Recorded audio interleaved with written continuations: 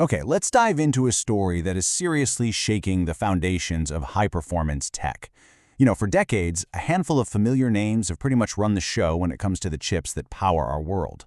But right now, two breakthroughs are happening at the same time that are challenging that entire power structure. For as long as most of us can remember, the world of high-end computer parts has been ruled by just a few giants. It's basically been a series of powerful duopolies. On one side, you've got NVIDIA and AMD controlling pretty much all the graphics cards for gaming and AI. And on the other, you've got this trio, Samsung, SK Hynix, and Micron, who've dominated the memory chips in, well, everything. Well, what if that's all starting to change? Because this year, a couple of major breakthroughs out of China are posing the most serious challenge the status quo has ever faced. And this isn't just about one new gadget. We're talking about a coordinated effort on two totally separate fronts. So let's start with the first front, memory, RAM, the chips that power everything from your phone to these massive AI data centers. And the story here gets really interesting because the global market is, to put it mildly, in a bit of a crisis right now. See, we're in the middle of a massive global shortage of RAM. Why? Because the biggest manufacturers are all chasing the huge profits from specialized AI chips.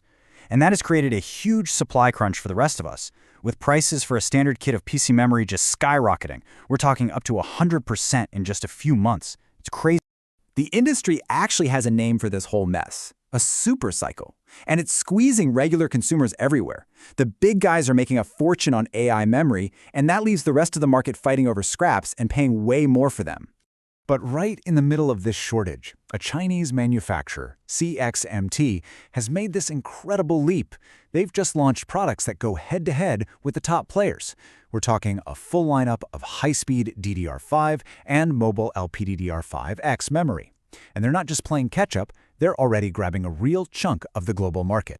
And just look at this progress. I mean, wow. Their new mobile RAM is hitting speeds we weren't even expecting to see until the next generation of memory, LPDDR6. So they haven't just caught up. In some areas, they've actually leapfrogged the current standard. The performance gap is closing fast. And the experts are really starting to notice. The conversation isn't about if anymore. It's about when.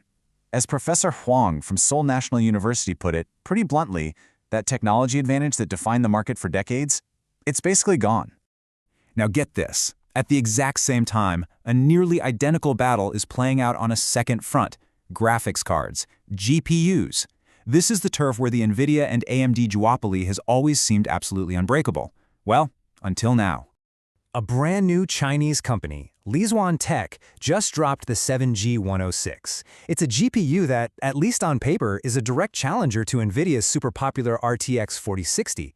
And just look at these specs. It's got more video memory, a wider memory bus for more bandwidth, and way higher raw compute performance. Yeah, it uses more power, but in terms of pure capability, this is a genuine head-to-head competitor. And that 24 teraflops number, that is a big deal. For a company's first major gaming GPU to hit the market, that's not just a number on a spec sheet. That tells you this card is a serious contender, something that can absolutely run the latest big-name games at high settings. But here's the thing. The most crucial part of this story isn't just about matching frame rates. It's about a really clever strategic move that I don't think anyone saw coming. They didn't just build a good GPU. They found a wide-open gap in the market that the giants had totally ignored. Lisuan became the very first company to release a graphics driver for Windows on ARM. This is huge. For years, all these powerful, efficient laptops based on ARM chips have been stuck with weak integrated graphics. Lisuan just single-handedly unlocked high-performance gaming for a whole new class of machines. So what happens when you put these two stories together? When you look at the memory breakthrough and the graphics breakthrough happening at the same time, you start to see the outline of a much bigger national strategy. This is not a coincidence. You see, for years, international trade restrictions have tried to limit China's access to high-end chips, and the response wasn't to back down. It was to double down on building a completely self-sufficient tech industry right from the ground up. And this whole strategy follows a pretty clear four-step plan. First, you start with massive state-backed investment. That money fuels domestic innovation, like Lisuan's true GPU architecture. Then, that innovation is manufactured at home, building up independence. And the final goal? Disrupt the global market with your own competitive products. So the bottom line is understanding how this completely changes the landscape for literally everyone, from the gamer building a new PC in their basement to the biggest tech companies in the world. The old rules, they just don't apply anymore. Which brings us to the big question, right? Have these monopolies that we've known for decades, have they actually been broken by all this? And the answer is, well, it's nuanced. On the global stage, no.